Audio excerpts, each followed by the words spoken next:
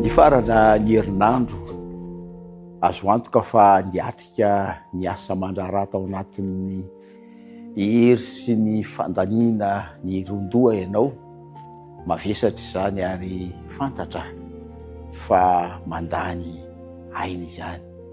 Kanefa hiatrika izany farany herinandro izany tsika tahaka ny mahazatra dia andeha omena teny avy amin'Andriamanitra ianao ahafahanao miatrika ity farany herinandro ity ao anatin'ny fifaliana. Ao amin'ny Joba 7:35 dia misy teny toy izao milaza ny herin'Andriamanitra izay tiana indrindra ary iriko indrindra ho ao am-ponao mandritra ity farany herinandro ity. Izao izany teny izany: mahagaga ny fikotrokotroky ny feon'Andriamanitra eo amin'ny feony, manao zava-dehibe tsy takatry ny saintsika izy. N'inona zavatra mavesatra tao anatin'ny sainao, tao anatin'ny fonao, tao anatin'ny herinandro, tsarovo fa manao zava-dehibe Andriamanitra. Ary ny zavatra iriny indrindra dia ny analanao amin'ireny tambesatra ny vesatra rehetra ireny. Koa androany hiatrika ny fandaharana mahatserovy ianao afaka fotoana foy, hiaraka ianao sy andinika ireo tenin'Andriamanitra, fa tsarovy fa Andriamanitra lehibe no Andriamanitra izay miaraka aminao, mamaly vavaka izy ary afaka manome anao fifaliana sy fiadanana hatrany hatrany. Koa manasanao ary anaraka ny fandaharana hatramin'ny farany mba hahatonga anao anam-piadanana mandritra farany herinandro izao. Tahinany ianao ary anaraka izany am-pifaliana.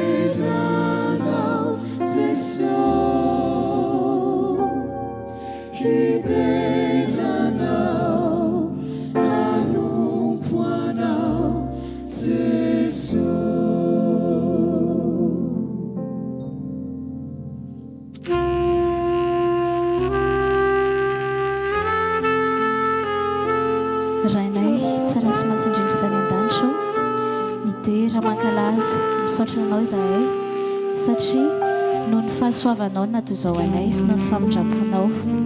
Tompo, mitoera aminay, aoka mifanahinao masina meno anay tsirairay avy, ary aoka koa izahay any mba homendrika izany fanatrehanao izany.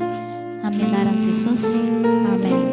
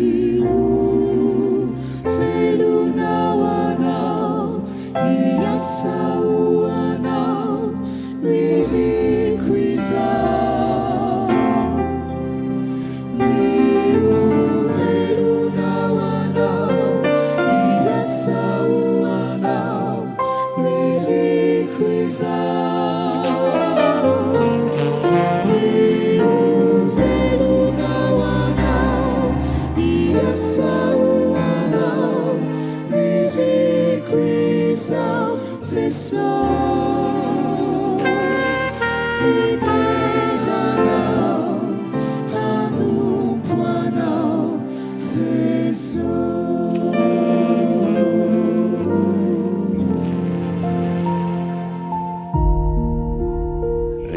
fanaovana malala ry mpiray fanantenana malala. Tonga ao anatin'ny ora-masin'ny sabata itsika kehitriny. Ora-masina izay efa nosoritana hatrany am-boalohany tamin'ny nilazana tao amin'ny Genesis 2:2 izay ovakitsika amin'ny anaran'i Jesosy manao hoe ary tamin'ny andro fahafito dia vitan'Andriamanitra ny asa nataony, ary dia nitsahatra tamin'ny andro fahafito izy tamin'ny asany rehetra izay rehetra nataony. Manana Andriamanitra mahery isika. Ary io Andriamanitra mahery io dia nanao ny zavatra rehetra tao anatin'ny enemana mba hanapirofo eo anatrehitsika fa izy no ilay Andriamanitra mpamorona, ary izy no nanao zao rehetra zao tao anatin'ny enemana. Dia nitsahatra izy tamin'ny andro fahafito. Amin'izao vanim-potoana iainantsika izao dia asaina koa ianao mba hitsahatra amin'ny ora-masin'ny sabata. Angambany tao anatin'ny enemana mety nisy ny avy-zanana, mety nisy ny adi-tsaina, ary mety nandalo zavatsarotra ianao tahaka ny aretina sy ny sisa. Mavesatra aminao reny rehetra reny. Asain'i Jesosy ianao androany mahatsiarova ny andro sabata hanamasina azy. Asainy ianao hanatsahatra ireny asa mandraranao reny. Ny zavatra misy anefa dia zao, enjehany eritreritrao ianao, satria ohatrany misy zavatra betsaka mbola tsy vita, satria ohatrany fiarahamonina dia manery ianao mba hanao zavatra tsy mifanaraka arak'izay sitrapon'Andriamanitra. Na mety koa ny toko hoe ny mpampiasa anao na ny mpampianatra anao dia miantso ianao mba hanao zavatra sy hianatra amin'ny ora-masin'ny sabata. Ny tompo milaza aminao androany mahatsiarova ny andro sabata hanamasina azy. Rehefa tonga amin'ny ora-masina tahaka izao isika dia ka mametraka ny fahatsiarovana ny sabata ho lehibe eo amin'ny fiainantsika, dia misy vidiny eo amin'ny fiainantsika ny atao hoe fitsarana. Ary io ny tian'ny tompo andramana eo amin'ny fiainantsika. Fa saingy be ahiahy loatra isika, miahiahy loatra ny amin'ny fiainana isika, tsy tsapantsika ny amin'ny hoe Andriamanitra neny namorony. Ary io Andriamanitra io ihany koa ny mamaly vavaka. Raha mba mety ianao hanao fanandramana amin'ity androany ity dia ho hitanao ny tena atao hoe fitsarana. Zao mantsy mivoalaza ao amin'ny Jeremia 2:13 amin'ny anaran'i Jesosy. Indrisy ry tompo andrenanarina io, ianao ny namorona ny lanitra sy ny tany tamin'ny herinao lehibe sy ny fahefanao, ka tsy misy zavatra mahagaga tsy vitanao. Amin'ny dikateny sasany izy dia milaza manao hoe tsy misy zavatra tsy hainao. Androany raha mivavaka ianao ka mahafantatra fa io Andriamanitra io no Andriamanitra mahery sy Andriamanitra lehibe, ka mety manandrana ianao mba hitsahatra, dia tiany hitsahatra miaraka amin'izay koa ny zavatra rehetra, satria izy no ilay Andriamanitra mahagaga izay nanao ny zavatra tsy vitan'ny olona rehetra. Koa asaiko ianao mba hiaraka hiombrona fitsarana amiko amin'ity androany ity. Izy mihitsy no hitsahatra hiaraka aminao ary ho hitanao ny atao hoe fiadanam-po ao anatin'izay. Mety mbola tsy hitantsika avy hatrany ny valin'ny vavaka ataontsika, nefa ny sabata dia mampatsiaro antsika ino fa mbola miasa Andriamanitra. Raha niasa izy tamin'izany dia mbola miasa Andriamanitra ary miaino ny feon'ny zanany izy. Koa amin'izao fitsarany sabata izao, aoka isika toko tanteraka an'Andriamanitra hoe ho anilany, fa Andriamanitra mahery izy ary Andriamanitra mamaly vavaka.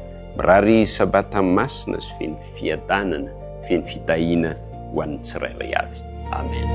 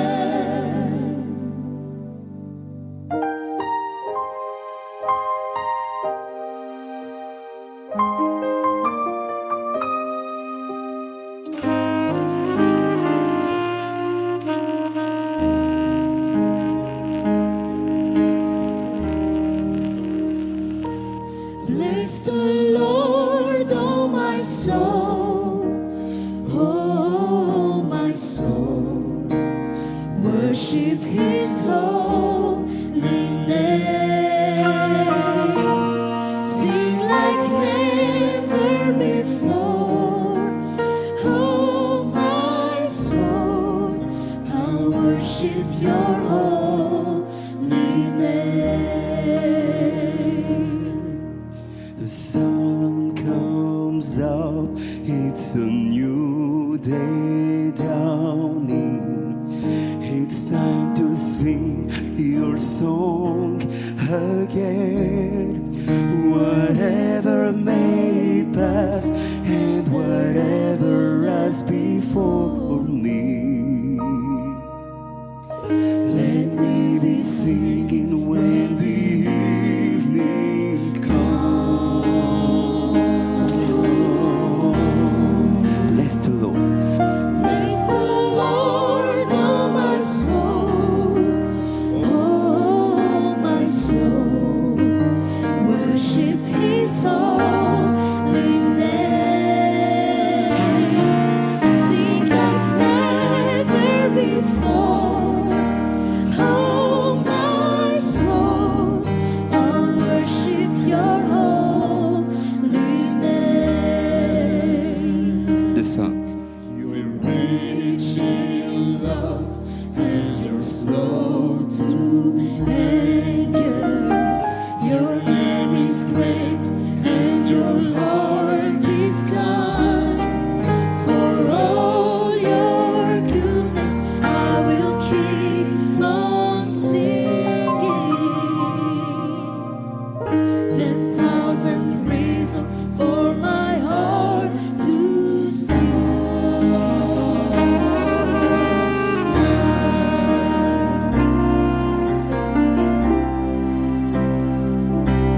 Praise the Lord, oh my soul, oh my soul.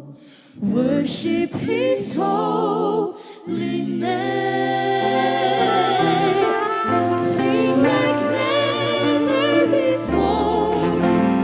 Oh my soul, I will worship Your holy name. I will worship Your holy name.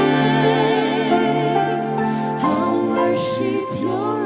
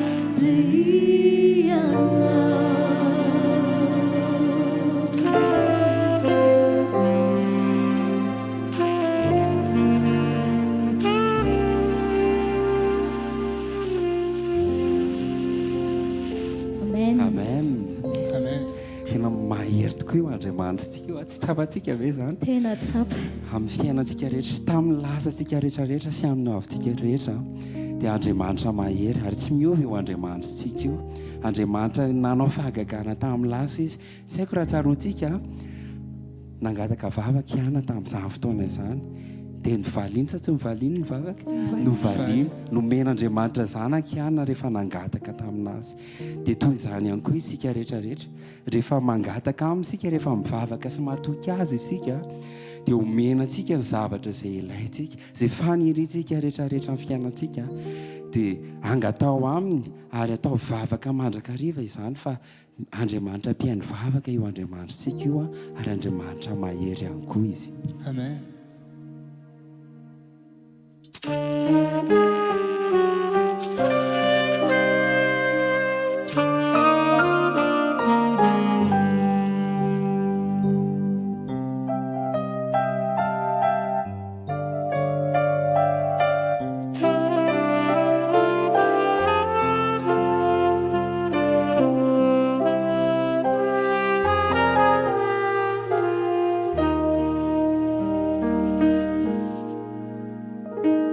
Tum